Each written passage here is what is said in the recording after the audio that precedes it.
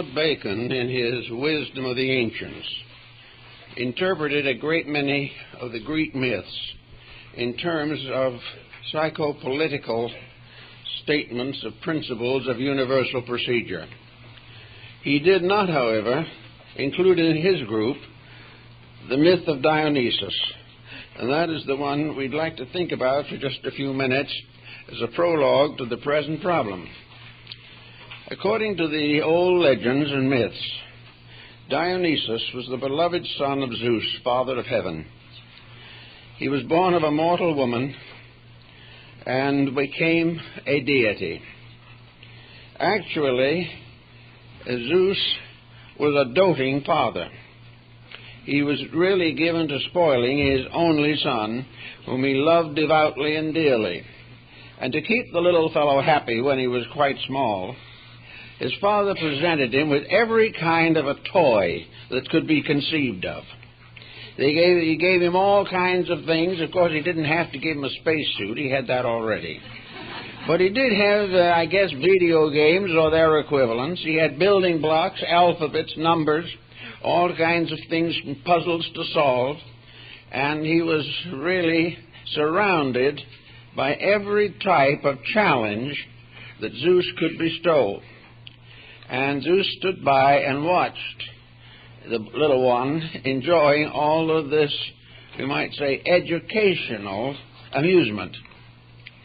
But one day, in the course of time, the little Dionysus, wandering around in his father's home in Olympus, wandered too close to the edge. And there appear upon the scene 12 Titans, giants, very unpleasant characters, who found it a wonderful opportunity to steal away the little boy.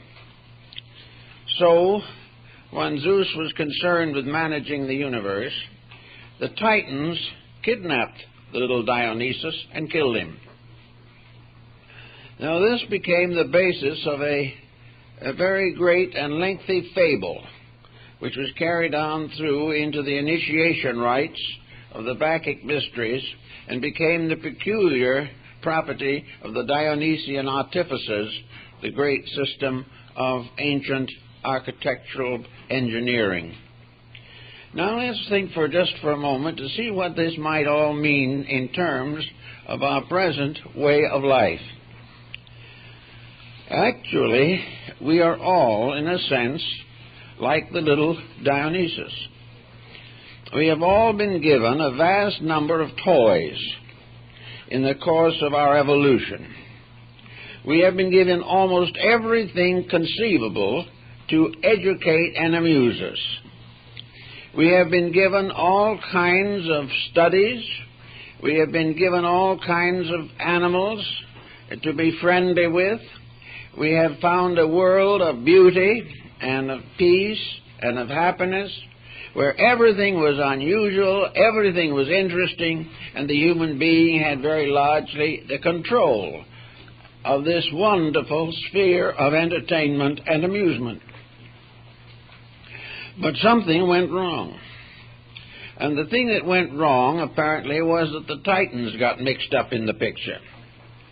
And as the little boy, wandering in the heavenly worlds, came too close, the primordial elements took hold of him and dragged him down into mortality. Therefore, we find in the legend that all of the good things that were given to us have been spoiled by degradation, by being profaned, by being turned over to the keeping and the tender mercy of chaos. And today, chaos is a word we're all beginning to be afraid of, more perhaps than we ever were in the time of the Greek legends. The truth of the matter is that, as most sacred books tell us, this world was a very pleasant place, the way it was intended to be. It was created with a mysterious but wonderful power of self-replenishment. It could go on and on and on. It was a self-sustaining, self-complete mass in space.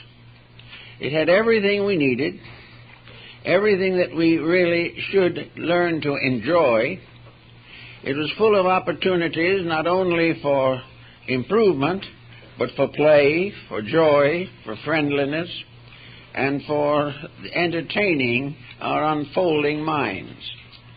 The world around us is a mass of educational toys. Now, we may say that toy might not be an appropriate word for these different things, but from the standpoint of the divine power, toy is appropriate, inasmuch as all these things that we see and have are physical. We have been given the multiplication table, and we can have fun with that forever. We have been given the alphabet, not in the form of little blocks, but in the form of an infinite expanse of living procedures in nature, providing us with a basic form of communication. We have languages. We have all these things which are the toys of the gods. They are the powers which divinity can scatter at will over the vast space of the created universe. Somewhere along the way, however, these things ceased to be toys. And to follow Bacon's psychopolitical thinking, these things became the subjects of envy, jealousy, cupidity, and burglary. Each person now wanted other people's toys. And instead of enjoying these things, which all have free regardless, human ingenuity began to find ways to take the freedom away from them. Instead of all these things being available to the creation, they were locked up in little segments, and people were made proprietors over them. And in a short time, it was necessary to make a great effort to get at these supplies that nature gave us. For everything we see, everything we know in the material universe is like the air and the water. It belongs to all things. But in the course of time, we have asserted proprietorship over these things. And when somebody wanted somebody else's toys, they didn't hesitate for a moment to steal them. And if the individual didn't like the idea of having them stolen, it was all right to kill him and take them anyway. So gradually the universe, as it was intended to be, the universe of a tremendous school with a great playground, gradually descended into the confusion and complexity that we know today. And most of the fun, joy, and even the enlightenment has been taken out of these various possessions. We no longer really study to find out what these things mean that have been given to us. We take them for granted, use them as we please, and abuse them if we want to, and then wonder why things do not go well. So in this idea, we are at the present time suffering from a lot of broken toys. Toys that we've broken with our own callousness, with our own selfishness, with our own avarice. Toys that we have thrown away when they were perfectly good and could have been used for a much longer time. Everything that has come down to us is no longer regarded as a gift of divinity. It is attributed now to some corporation that manufactures them. It never has been revived in the human mind that the essential things that we have never did belong to us, never belonged to any person, but were the gifts of a divine power that expected them to be used wisely. Little by little, therefore, our toys became more expensive, and various manufacturers made them poorly, and fashions changed so rapidly, and the whole idea of what should have been a great educational spectacle for human good simply settled down to a good, solid business, economic, industrial foundation. Now, this is only one side of the problem, because in the processes of living with a civilization that no longer cares for value, we find a great many people desperately hurt. We all naturally, I think, like to be constructive. We all want to do nice things. We all want to have constructive beliefs. We all want something to care for, something to love, something to hope for and things to build on. We are that kind of a creature.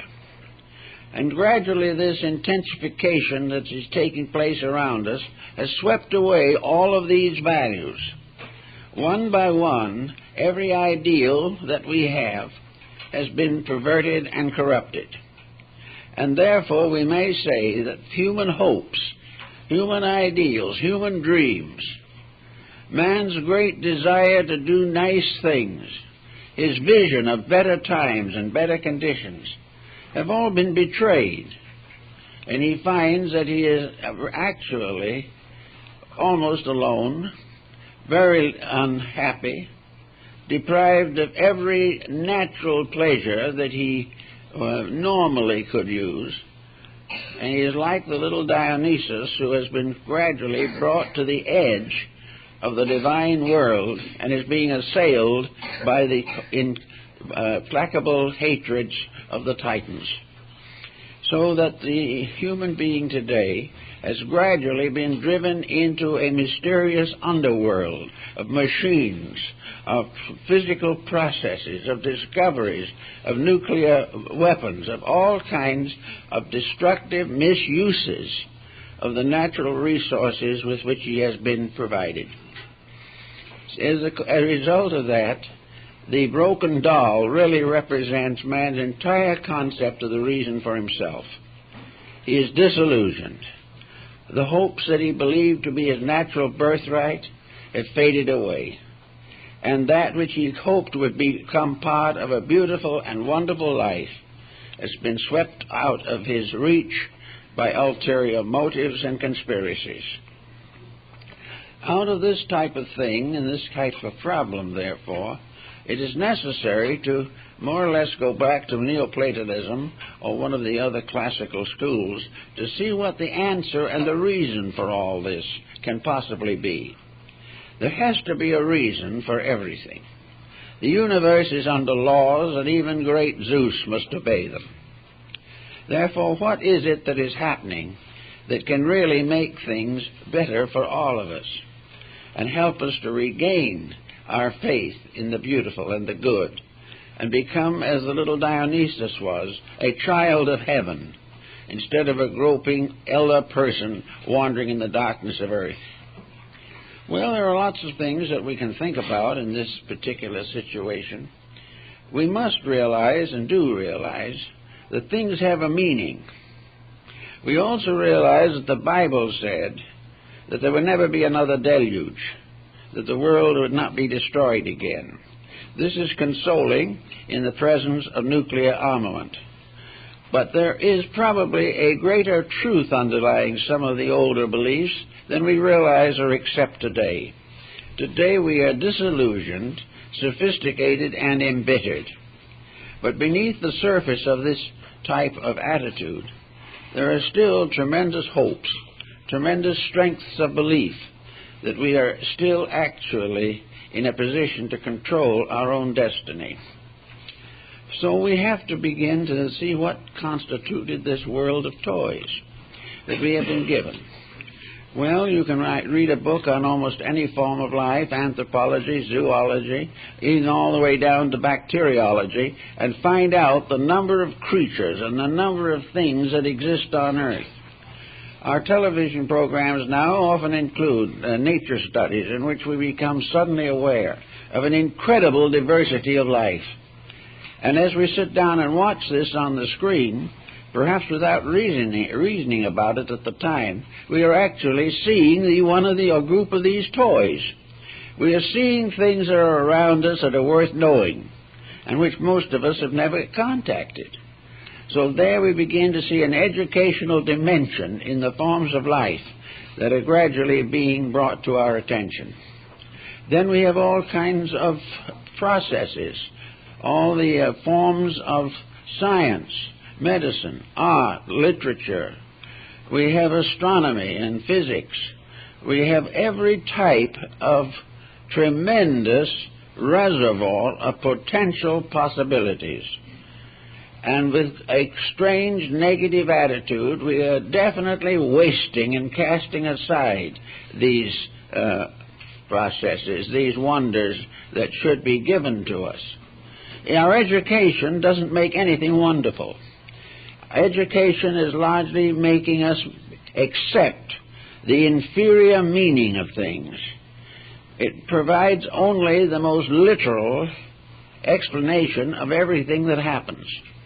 It does nothing at all to save the broken doll or mend it or get us a new one. It simply should take away from us, according to its own thinking, the fact that the doll is of any importance at all. These things must go to face the great maturity of, we might almost say, disillusionment. So into the face of this type of thing, it's probably necessary to find out just what kind of a world we are living in. This planet, we are all beginning to realize, is a rather tight-fitting organization. It's getting too small for us every day. We are, however, here. And this planet has the most extraordinary diversity of wonders going on in and around it every moment. It is simply a mass of laws moving into manifestation. It is an immense number of processes maintaining an infinite diversity of life. Man wanders around in a universe of life and still he believes in death. He has never been able to really find the clue to the interpretation of the world around him, and he has never been really able to play constructively with the toys of the gods, which are the wonders of natural existence. Yet there are people who are beginning to think more and more about this. They are beginning to want to change the perspective of the person toward his environment. Instead of being a great person in a miserable environment, we are beginning to realize that too many folks these days are little wretched persons in an incredible environment which we have failed to understand. We have not done very much to fill our time with the usefulness that would have brought us a great deal more peace and happiness. Now we sit by the hour in front of a television, watching things that are not true, explained by people who do not understand them, and at the same time taking away step by step what little hope we have left in anything. This we consider to be the proper use. Now let us assume for a moment that the infinite Zeus and his mighty throne decided that television would be an interesting thing for humanity to have. There would be an opportunity to get a great big look at realities. But, as usual, the Titans moved in, and now it is just another instrument of unreality. Yet the potential is there. The printing press is a potential for immediate and inevitable growth. Most of it is now wasted. And people faced with all these things feel that the use of life has been taken away. They feel frustrated, lost, lonely, tired. And the wonderful dreams they had as children, when they really played with these toys correctly, are all gone. And maturity is a great headache, a great area in which we are abusing everything we ever knew or ever had. So we have to begin to think this through, and one of the ways the Greeks did it, certainly, is the Neoplatonists of Alexandria, who were among the best of our mystic thinkers of all time. They realized that we have never divided between materiality and spirituality. We have never seen this universe as anything but a mass of matter. We have never really understood it except that it is some kind of a molehill floating in space, and that everything that happens here, and every hope we have is centered here, and everything we believe must be according to here, and nothing else. So, as a result of this attitude, as here gets more and more uncomfortable, we become more and more disillusioned. We have not learned to realize that the universe itself is a vast toy, a tremendous wonder in space, with astronomers all around looking through telescopes to try to find out what is inside or behind a black hole. They may find out, but the wonder of it goes on and on and on. We live in a universe of wonders. Children live in that kind of a universe of wonder, but they live it honestly. We are living in a world of wonders, but we are living more or less dishonestly, because we don't even bother to look for the wonders unless we think we can incorporate them in something and make a profit. All of this is tiresome, and it is really affecting human beings more than we realize. We must begin to give the individual some concept of the world of his own childhood, made mature, made real, made adult, but still left beautiful. And there's no reason it cannot be this way. The only reason is that a few ambitious human beings have set up structures which it is difficult for average persons to overcome or correct in their own natures. Actually, we should realize, as the Greeks did, that this world that we are living in now is not a world that we are intended to stay in. This is not the universal fulfillment. This is the little red schoolhouse just outside of one of the ordinary orbits of the planets. Each planet is a schoolhouse of some kind. And here on Earth, we are here for one purpose, and that is to learn something. And if there was nothing to do with the learning after we got it, it is rather reasonable the universe would not have conferred the ability to get it. We are only able to grow because growth is important. We are only able to transcend our own weaknesses because transcendence is important. And transcendence is not measured in the journey from the cradle to the cemetery. So we have here a world that is really an educational toy. That's exactly what it is. It's here for us to learn to be better by having fun, by enjoying the wonders of the natural world, by understanding the larger cosmic purpose, by seeing it working out in the daily experiences of living things.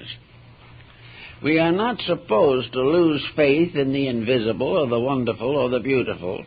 We are not supposed to decide in our own minds that the good fairy is a delusion.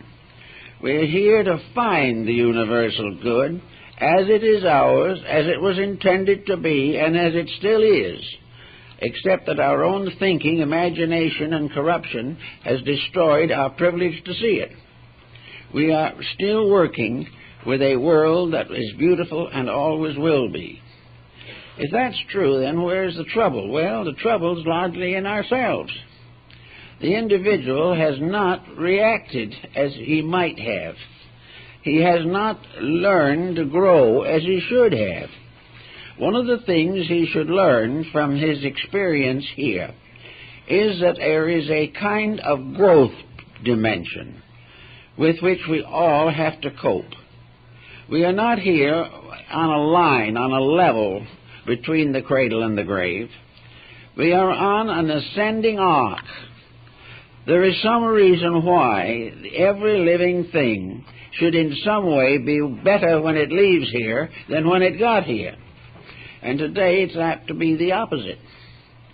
But actually, a lifetime is a period of growth.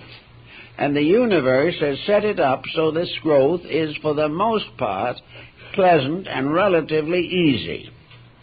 It is man that has made it unpleasant and very difficult. So we have to start in to see what we can do with this world as we find it. One thing we can all remember, as people often say, whether they know about it or not, they wonder why they're here. They say, well, I didn't ask to come, here I am. Well, maybe we did ask to come. Maybe we're where we wanted to be because there was something out there, some new adventure that we wanted to share in. But as body closes in upon our hopes and aspirations, and education dulls them, there is a grave disillusionment. Life is no longer the beautiful necessity we have thought about. It becomes a nagging, fatiguing routine. But this is not what it was meant to be, and is not what it can be if we want to do something about it. The first thing, perhaps, in the most practical level of all, is to realize it's not going to be done for us. The idea that we can all sit back until the golden age arrives and then we'll all be better off is not according to the common sense of the creation plan. Each person is here to grow as an individual.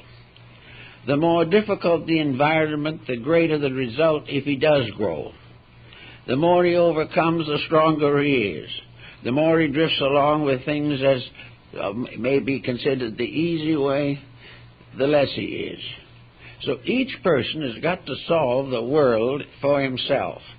He's got to restore the golden age in his own heart before he'll ever find it anywhere else. And the golden age is here. It has always been here. And no matter how much gold we've taken out of the earth or how much oil we buy from Saudi Arabia, the golden age is still here. The golden age is this intangible inner life of the individual, something that cannot be destroyed by nuclear fission or anything else. This inner life, which can become anything the individual wants to make it. Now, in religion, we have a great many problems that come up with this type of thing. People are trying to work it out so that by a better believing, they can become better people. Well, this is in a sense true, but it is a dangerous truth we have to think about. How can we become better people first, and how can we become better people continuously under the process of growth? This is the problem we all have to face today. For example, we can say very truly that if we practice certain metaphysical disciplines, if we take on certain teachings, if we believe certain truths, and we read certain books, that we are going to be spiritually improved. This is only an assumption, and the evidence is very largely to the opposite when we get down to it. It is not that study makes us good. It is that goodness makes us good students. The change has to be in the individual, not in the thing he's trying to do. No matter what system he uses, he must use it with the life as he has it now. And if he is the same arrogant, proud, self-centered, conceited individual, or is out desperately hunting for an escape from boredom, there is not going to be any genuine growth anywhere in the studies that he is doing. He has to change himself first. And when he changes himself first, he has taken the first great step towards enlightenment. Enlightenment is not bestowed until it is earned. And it is not earned until the individual has corrected his own mistakes. This type of process is not very enticing. It's never been one of the world's popular beliefs, but it has become gradually recognized as the only truth behind a variety of misunderstandings. The individual has to restore the golden age in his own heart. Now, this is not as hard as it might seem. And while it may not solve everything, it answers a very large group of problems that we all face. There's hardly anyone who hasn't a grievance against somebody. There's hardly anyone who cannot complain that they have had a rough way along the path of life. There are very few people who do not feel that their friends have betrayed them or that children have deserted them. All of these problems are classical. They arise constantly in the relationships of human behavior. But how many of these people stop short in this type of self-pity and ask honestly and sincerely how they helped these people whom they say hurt them? What was the cause of the trouble? We always want to hand it on to another person. If it hadn't been for them, we'd be happy. But in very many cases, they are saying if it hadn't been for us, they would have been happy. There was lack of common affection, lack of unselfish sharing of life. There were people, each one of whom looked upon this world as something that they should have a special control over, that they should change other people but remain unchanged themselves, that they should dictate to the lives of perfect strangers sometimes, but woe to anyone who tries to dictate to theirs. The same is true in religious beliefs and so forth. There are many prejudices that pass as beliefs, and these prejudices are nearly always supported by some kind of selfishness or a kind of selfish ignorance. So we are living in a world that was created as for a race of happy children that has become corrupted and polluted by ourselves. We worry about the problem of pollution. We worry about the smog problem. We worry about the danger of nuclear warfare. We worry about scarcities of product. We worry about everything, but we do not stop to find out what is the cause of the worry. And the worrier, if he looked carefully, would probably find himself included among those causes. He is causing it himself, but he wants to blame it on someone else. He wants to have everyone financially well-to-do, but he wants to control the finances of a business or something and make it impossible for others to have a reasonable living. All these things have added up to a loss of the great joy of life, the loss of dreams, the loss of hopes. Now, if we consider this material world and the people in it as factual, as something we can't do anything about, if we cannot change the selfish person, if we cannot correct or reform the liar, what are we going to do? Are we going to just simply mope along until death do us part? We hope not. Because regardless of what other people do to us, we can be and must be and should be the keeper of our own destiny throughout life. We can live as well as we want to live, regardless of how other people live. And the better we want to live, the happier we are going to be. And we will discover that this type of attitude also overcomes many of the inhibitions of our environment. We find that people who haven't spoken to us for a long time will speak to us if we have a better attitude toward them.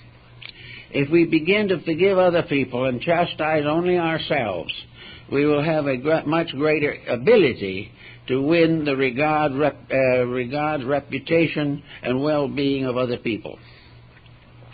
So we go to work on this problem a little bit carefully. We want to build back what Mencius called the child heart. Mencius, the great Chinese philosopher, second perhaps only to Confucius, and a very profound student of the Confucian code, was the one that pointed out, beyond all things, that the only human beings that are close to heaven are children. And we find the same thing in the Scriptures, where Jesus tells them to let the children come to him, for of them is the kingdom of heaven.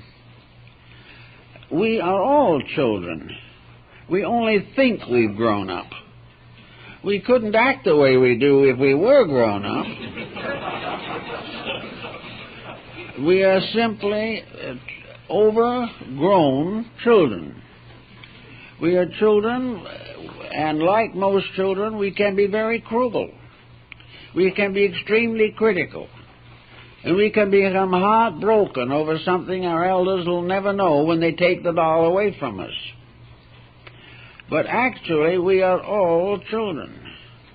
And it's just as wise and just as true to say that people with powerful ambitions are playing with dangerous toys and have not yet grown up to understand the meaning of the very toys they play with.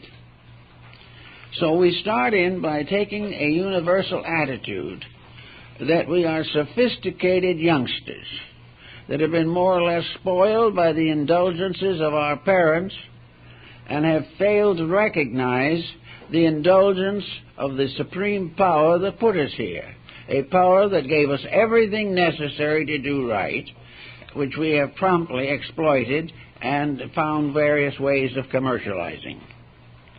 So we got to get back now to something that we start over. We maybe, have some long white hair or something by the time we get back to childhood. But the idea of a second childhood should not be held as it is today as a symbol of senility. Second childhood is probably our second chance at maturity. We have begun to get away from some of the phonies. The individual who is retired from business and is not feeling too well, but is still able to get around and do things, is in a sense emancipated. He is now capable of doing what he pleases. And if he pleases to do what is right, if he pleases to grow, he becomes again a child learner, out to find out more, out to explore and study, out to enjoy and share and to give. And instead of sitting somewhere on a bench and waiting to leave this world, the person should be very active, restoring the child heart. Nearly all of the great teachers of the world have been represented by the heart symbol. The heart doctrine of the Buddha, the heart doctrine of Christianity, the heart doctrine of Hinduism. These are doctrines based finally upon the heart and love. And love is that something which is perverted, is the most terrible and deadly force of all. The corruption of the human basic emotions of life are the most painful and dangerous of all corruptions.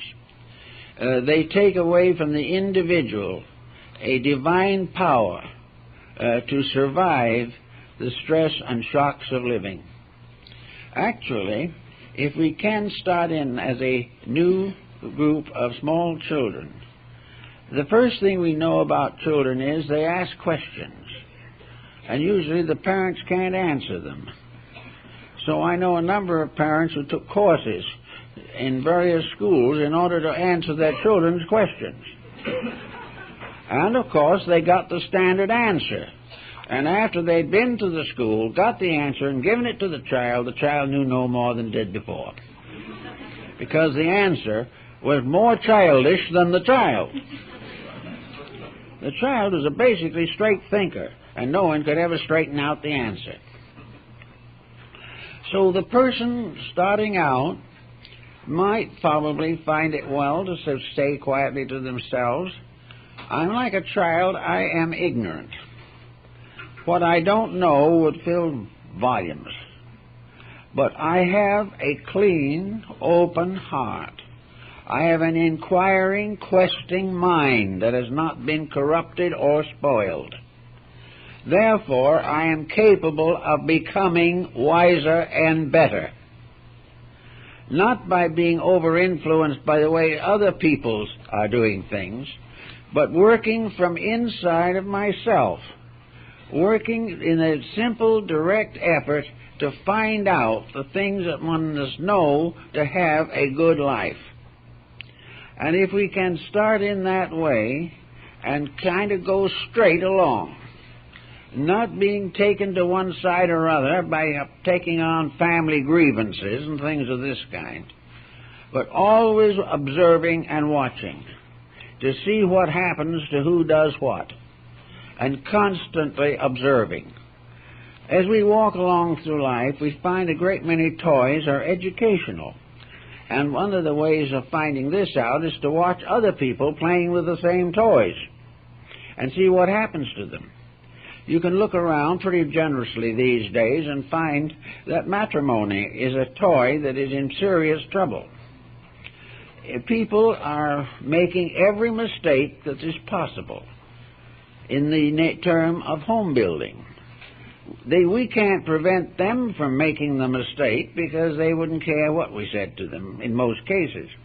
But we do not need to fail to observe the real facts and tuck that knowledge away against the time when we may need it. And we will not do the things that these other people are doing. Everything that goes wrong is a lesson. Everything that goes right is a lesson. And the learner is inside of ourselves. And we must begin to use this knowledge constructively. These educational games, these toys that we have been given in order that we might grow, reach out beyond the human kingdom into the animal kingdom. They also are among the blades of grass. They are in the oceans and in the sky. Everywhere there are important symbols and things. Things that are puzzles, things that are adventures, things that are matters for observation and reflection. If we begin to use some of our faculties in this way, we will also relieve the mind of this desperate burden of grievances which most folks accumulate during the course of a lifetime. The problem of trying to get through this life without making an enemy is not easy. And it may be that under certain occasions it's practically impossible. But there's a great deal of animosity that could be cured by one kind word, and we will not speak it. Or the other one won't speak it. And gradually we become isolated, wrapped up in little attitudes of our own, as tight as a caterpillar in a cocoon. We just will not let anything come through. Also, by watching carefully this as a child, we can begin to sense that there's something else about the whole business. For it says in the legend of Dionysus that when the little boy was devoured by the giants, that they tried to hide the crime by burning that part of the body which they could not consume. And the smoke of the fire reached Zeus, and he sent a thunderbolt and slew the giants. Then he took the ashes of his little son and the ashes of the Titans who had devoured part of the child, and he fashioned out of this the first human being, who therefore had a body of a Titan and a soul of Dionysus. There was a conflict set up between order and chaos within the individual himself. His inner life is order, his outer life is chaos. And if the inner order is polluted or diluted and falls into the keeping of the chaos, all is lost. There is in every living thing a mysterious power derived from deity, which power is capable of bringing the person out of his difficulties and bringing him back again into the patterns of the divine purpose. It is in every living thing. It is not limited to man. It is limited only to that which has a form of any kind, because what is not, which has not a form, cannot be ensouled, because a soul must dwell in a form. But it may be an invisible form, but it is still there. So in every form, blades of grass, the earth under our feet, the waves of the sea, in everything that exists, there is soul. For soul is that which makes a form possible. A form without soul is matter only, and it is inconceivable that we will ever find pure matter. For soul, it goes into form in every level of existence. Now, the purpose of soul always, as Bamey pointed out, is to use the form which it has, much as it uses the acorn. The form becomes the food of the soul, and through this the soul is released into growth to grow into a mighty tree, many times the size of the acorn. So every soul has within it this growing factor, growing through body, growing up to a release of itself into the light of truth. Well, people don't seem to pay much attention to souls anymore. They just take for granted that they have an animation somewhere, that there is something in them that lives that makes it possible for them to make mistakes. They don't know what it is. They have no idea what the power of motivation behind them. They do not know what it is that forces creatures to break through the shells of matter and grow, which enable very primitive creatures to maintain the stream of life and to develop more and more purposeful existences.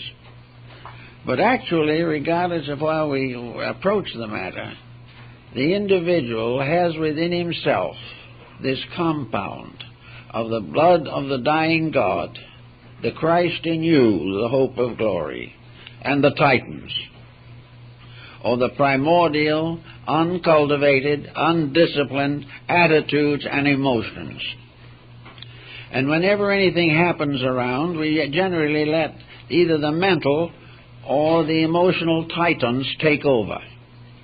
They become more or less giants without soul, without consciousness, without true purpose. They are primordial force and energy, the kind of force that gets behind you when you reach out and strike somebody you do not like. The power to hit another person is the energy of the Titans. And when the power of the soul is blighted by this antagonism, the blow is struck, and the soul remains a prisoner for another period of time, whereas forgiveness would have released the soul and baffled the Titans. So everywhere in us is conflict. St. Augustine pointed this out in his story of the city of God and the city of Babylon. We are a double empire, each of us. One part, as Goethe says in Faust, to the heavens aspires, and the other in the earth suspires. There is conflict in all of us until we mend that conflict by the power of our own inner lives. When soul attains victory, confusion ends. When body gains victory, confusion is worse confounded. So we have to constantly labor to make this adjustment. And the way to make it is to realize that we have to cut clear through an entire world of sophistication. We have to cut through what we like to think of as the grown-up, practical world. A world that is growing up, but it's also growing older, so that all the grown-ups will ultimately disappear without being very wise in most cases.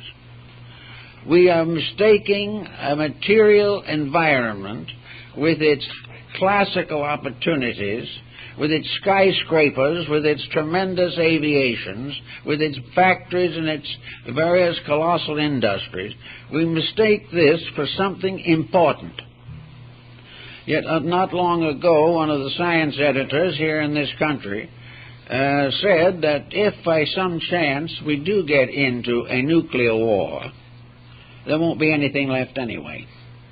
And yet we consider this world with its very tragically impermanent things and the attitude of people who are making every possible effort to destroy what there is.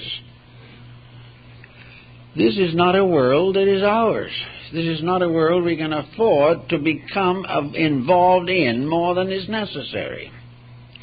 We are here not because it is going to be our share to be wealthy or to lead an army to conquer a nation or to use our own arrogance to cause millions of deaths on a battlefield.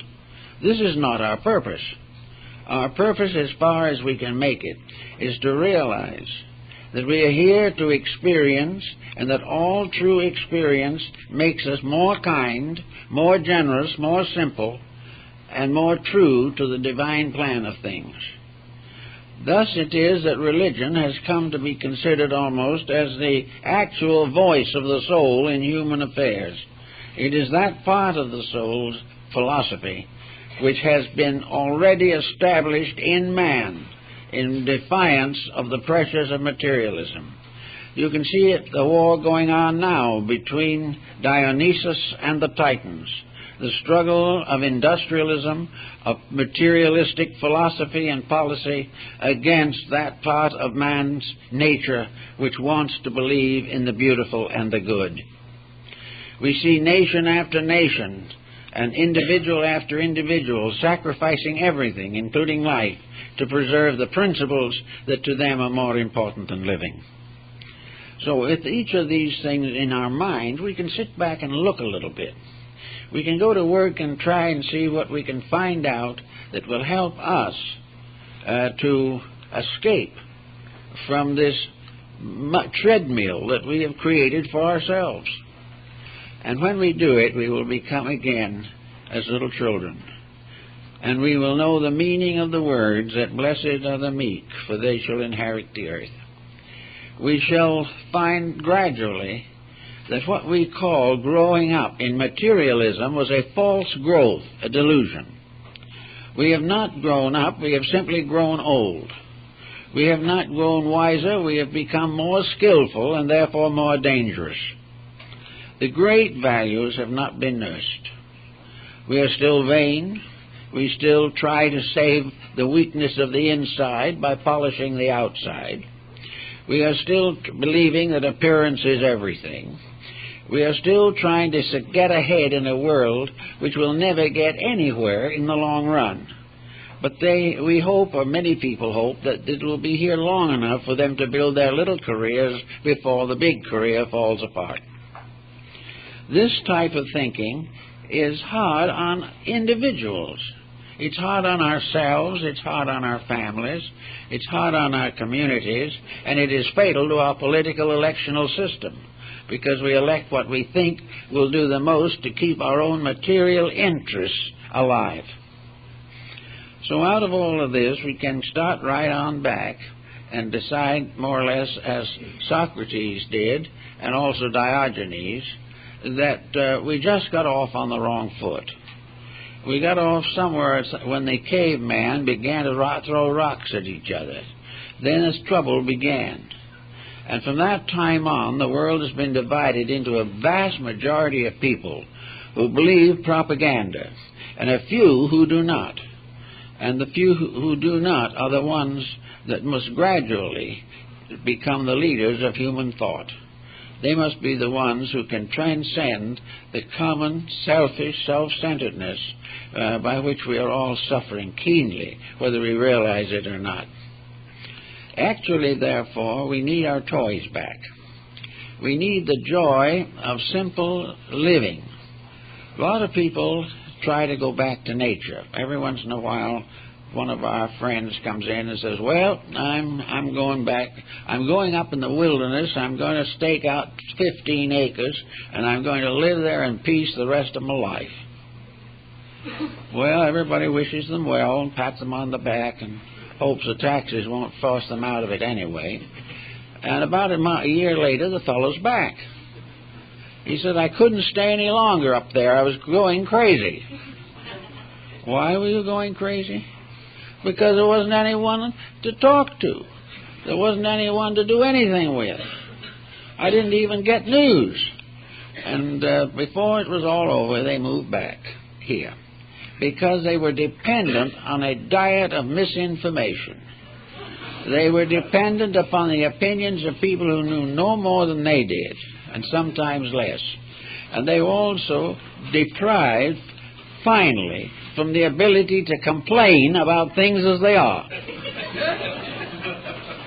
With therefore nothing left to do, they had to come back and take on the heavy burden that they thought they were going to give up.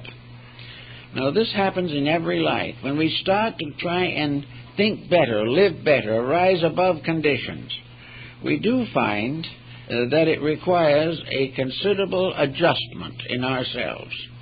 And time has proven more and more that this adjustment is best when you do not walk out on humanity. The moment you go off by yourself with the birds and the bees, you are not able to face the challenge of living. you're not going to learn much anymore. You're going to rusticate. You're going to settle back and just simply wait for the gradual disintegration of your vehicles. There's nothing much to do. Well, if you were back in the world fighting out something you believe in and changing your own life to meet the principles you hold to be true, you'd have a reason for existence. We have no reason for existence except the need for growth. And if we artificially block that need, then life again becomes meaningless. Everything depends upon man's personal adjustment with the problems which concern him most. So we watch a little bit and we observe that both the Oriental and the Occidental mystic, both of them have developed what is probably the best answer to it all. They have decided simply to ignore the Titans. They're going to not have any more dealings with those nasty giants who are always making trouble. And they are doing it by gradually quieting the titanic factor in themselves. And this is done by various meditational exercises, by mystical attitudes, by prayer, and by a gradual increase of understanding about life. They find it's the only answer to get rid of this confusion is to wipe the slate clean of everything that is difficult or dangerous to our own survival. Now we can say, well, you can't do that entirely. How am I going to forget the fact that my husband went off with another woman? How are we going to do this? Well, you'll have to do it sometime, even if it takes death to do it. You will also have to realize that you are perpetuating a tragedy in yourself when something has been closed and sealed off by circumstances that are no longer to be changed. Therefore, you've got to get rid of the thinking that is constantly tying you back to the level of life which you want to escape from. If you want to compete, you can compete, but you can never have a life that is free from competition that way. If you want to dislike people, you can dislike them, but you will never grow any higher in your understanding as long as the dislike remains. If you want to blame others for your misfortunes, you can do so. But as long as you do that, your own growth cannot develop. The idea that a philosophy will take away all of these defects of character is foolish, because you can meet on the street almost any day an individual with very high convictions who is living miserably because they've never lived their own convictions and have defended their position on the grounds that other people were responsible for their misfortunes. So you'll have to start in by building a new pattern. And one way, of course, you can gain something for this is trying to understand a little better things you have taken for granted. Try to go back, as Pythagoras taught, and see if you can really find the reason for a difficulty that has plagued you for half a lifetime. See who was really to blame. And if the person was to blame, how much of the spirit of forgiveness did you use? You are told in the Scriptures to forgive your enemies. How many do this? Not too many. But no one who hasn't forgiven an enemy can grow any further. Those problems that hurt and destroy character must be solved before a person can go on. I think we can see this in something that is happening today, which is rather sad and disappointing in a sense, and that is that there has been a tremendous increase in religious awareness. People have moving into hundreds of different groups and sects, all of which are supposed to assist the person to grow, usually in either mystical or psychical terms. Many of these sects really overdo it a little bit, for they promise that the individual who joins them will grow. But no group can promise growth to a person who will not outgrow his own weaknesses. No organization can bestow a formula or a belief that can overcome selfishness in your own heart. And you cannot go on to the higher until you have conquered the lower. Otherwise, you're going to get into these complications that come to me so often. The individual trying to be more than they are, bound to the lower by a whole mass of tangled attitudes, and at the same time trying to soar off to nirvana. It just won't work. And anyone who thinks it will work is in for a very serious disappointment. Illumination does not correct your mistakes. Illumination comes to you when you have corrected them yourself and have outgrown the weaknesses by which you are bound to the level of consciousness that you at present occupy. As you grow and overcome things, your horizons broaden. The light grows stronger. If you cast off the ballast of your own mistakes, you rise in higher atmosphere. Little by little, the very correcting of your mistakes opens the way to enlightenment. But there can be no enlightenment conferred without dedication to principles. And dedication means not acceptance, but living those principles in your own daily relationships with other people.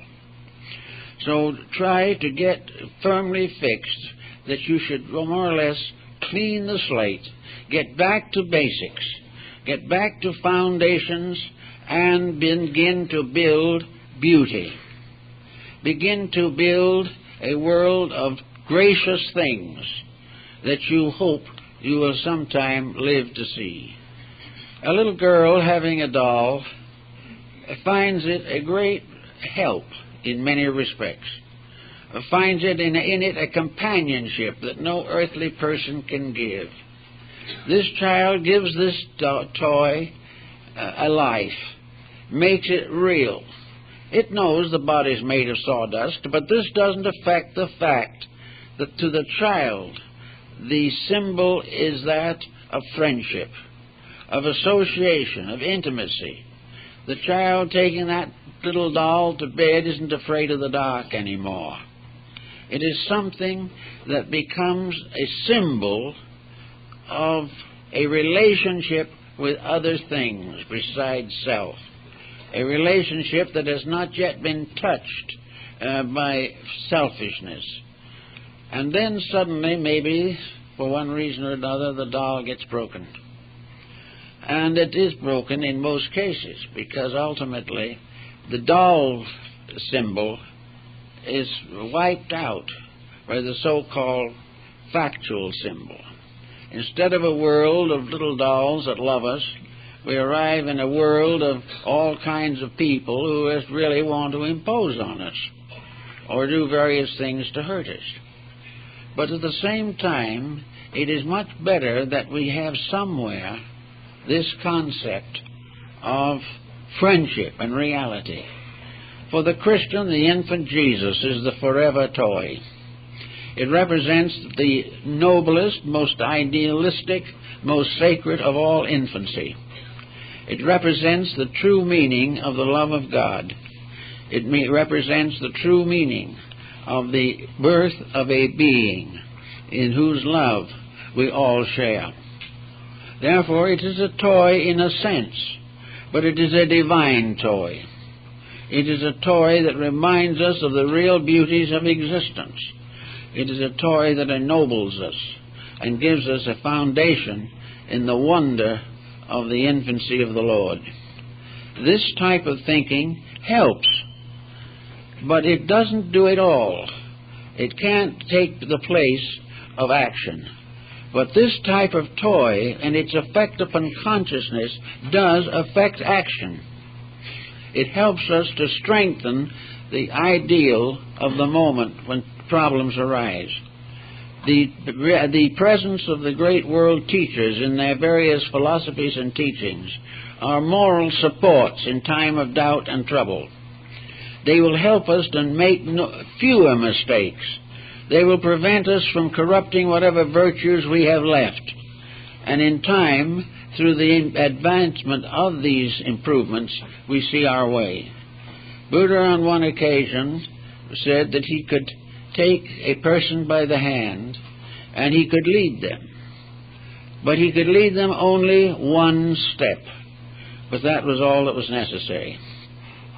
If the individual corrects one fault thoroughly, if he overcomes one fragment of ignorance completely, if he dominates one negative attitude in himself just once, as the result of the teachings of the Buddha, if from those teachings he has one little experience of the blessedness of kindness and friendship, he has already taken the first step. And from that time on, he should by all means simply listen to his own heart. He will enjoy what he has done and will have the courage to do more. From the one good deed, he will get the key to the entire future and destiny of his own universal existence. So in each of these symbols, we have a toy, in a sense, but it is a magnificent symbol of something we all want to try to be or to do. It is an advancement that is of the realist part of ourselves. So actually, all of these symbols come to us as an invitation to correct our own mistakes, to just settle down each day, each month, each year, to search for that which is good. There's also another phase of the effect of these attitudes upon the magnetic field of the body itself.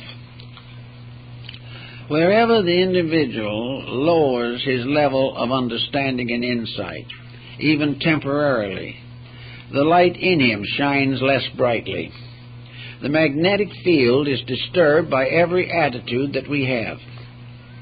And it recognizes only two kinds of attitudes, good and bad.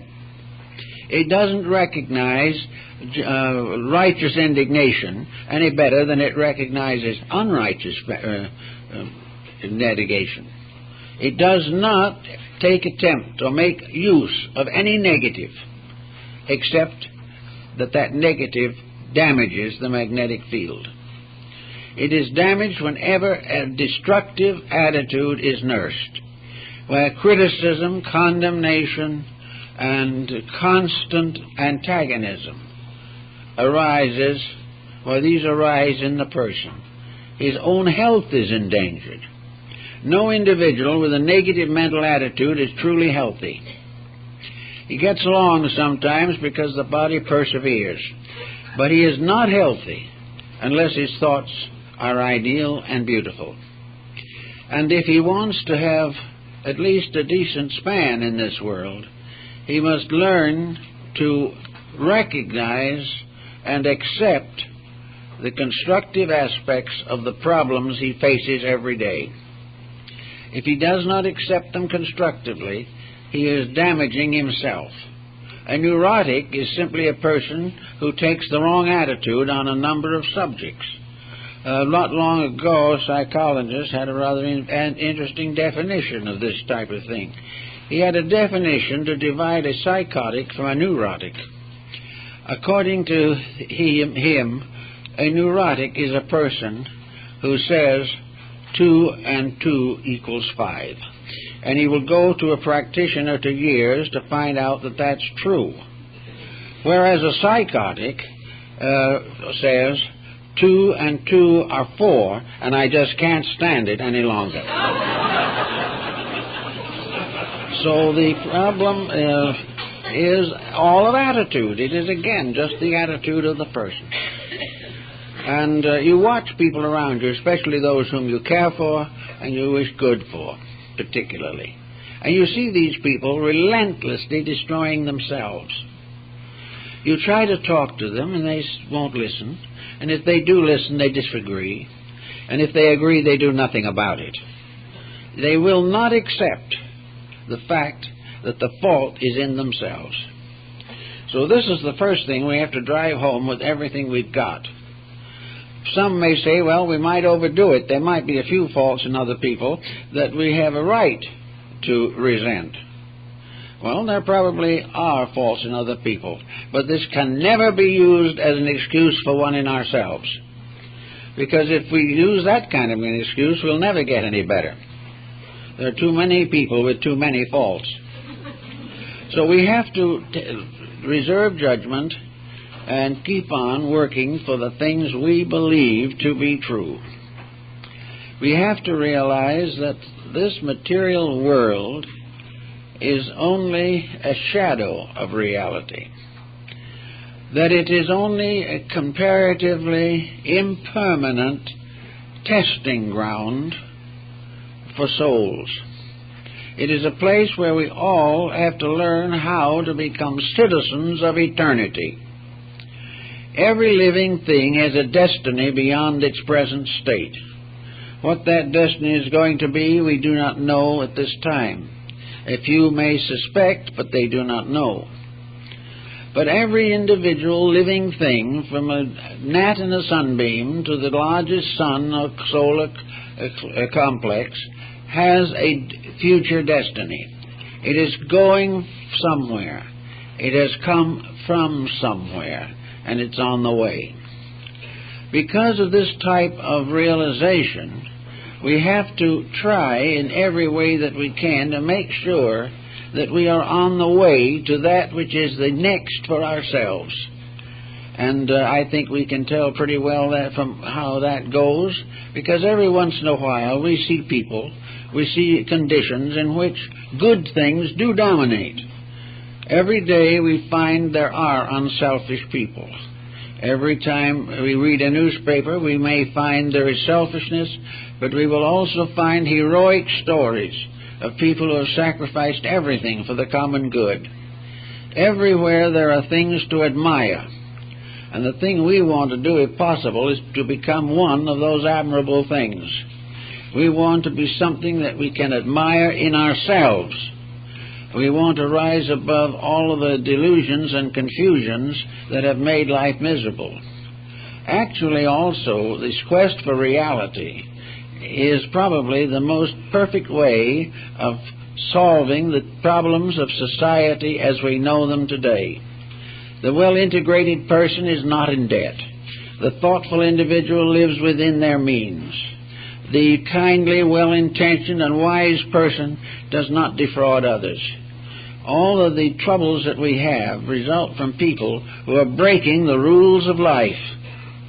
If we break the rules, we will have the same troubles.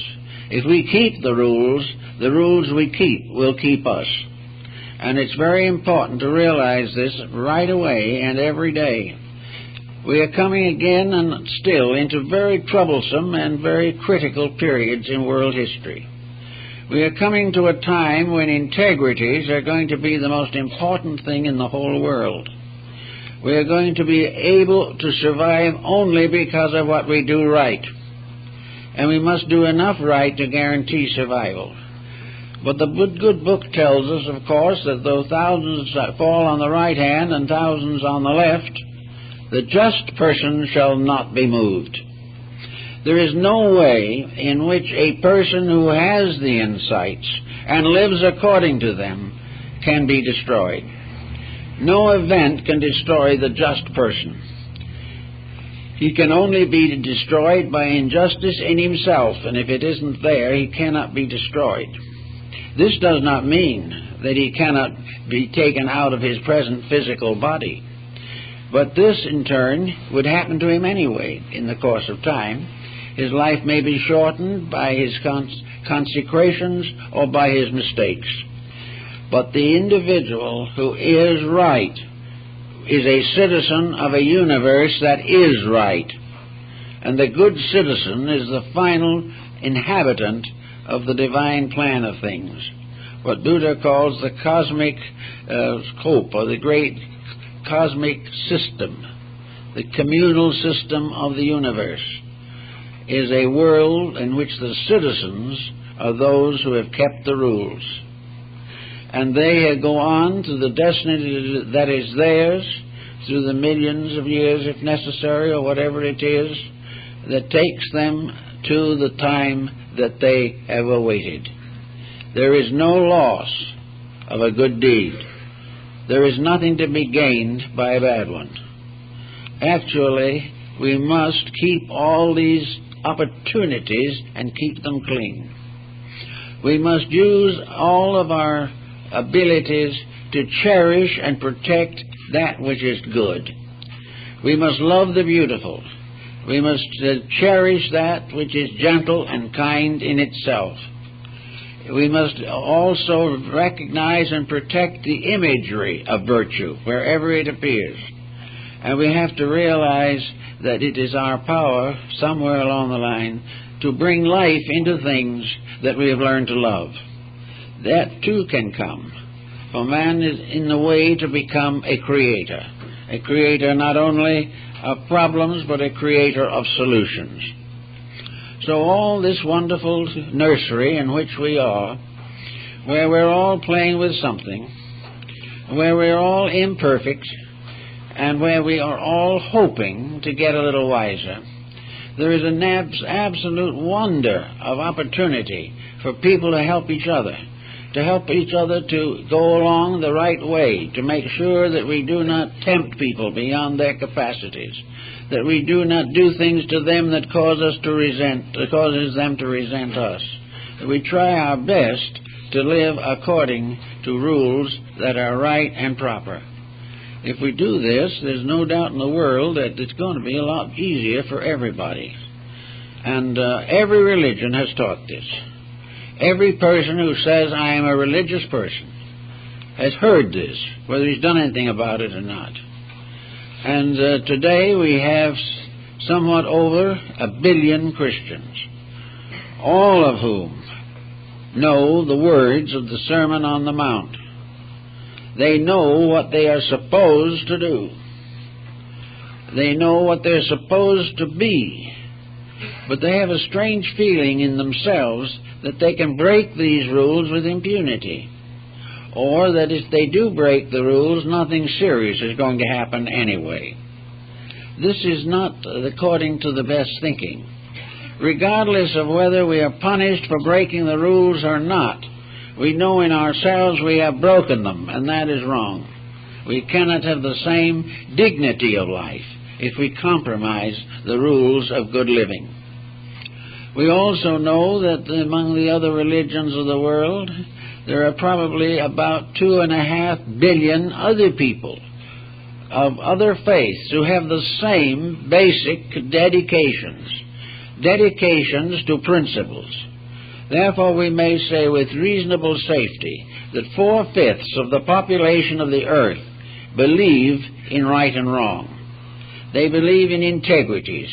They believe that there are powers in nature that reward the just and punish the unjust.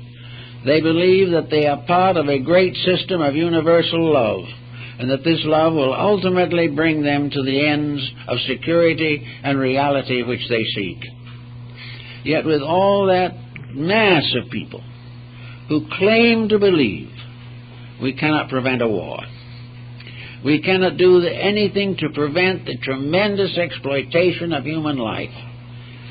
Somewhere there is a belief that is not working. There is a tradition, a dedication. An individual who has broken all the rules would die to defend them. It is a very strange situation, a very curious complication. But the only answer to the whole situation is to realize that we are here with a capacity to live in a beautiful world, that we are here to have all the good things happen that can happen. And we have been given a vast order of toys, playthings, by means of which we could gain educational progress. By understanding the smallest thing that exists, we share in a greater degree to all wisdom and all knowledge. We are living in the midst of infinite opportunity, not only to grow, but to have fun doing it. And somehow, for some reason, we seem to take all the fun out of it. We not only resent growth, we are afraid of it, and we are allowing superficial, false standards to lock us into an isolation, which is causing mental and nervous illness, and is destroying the natural reasons for living.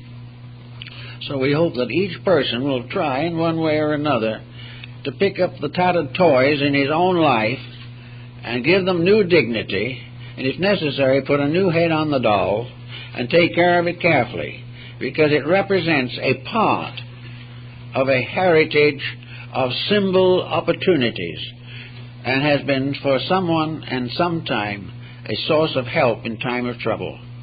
The sharing of our needs with real or imaginary playmates can be very important.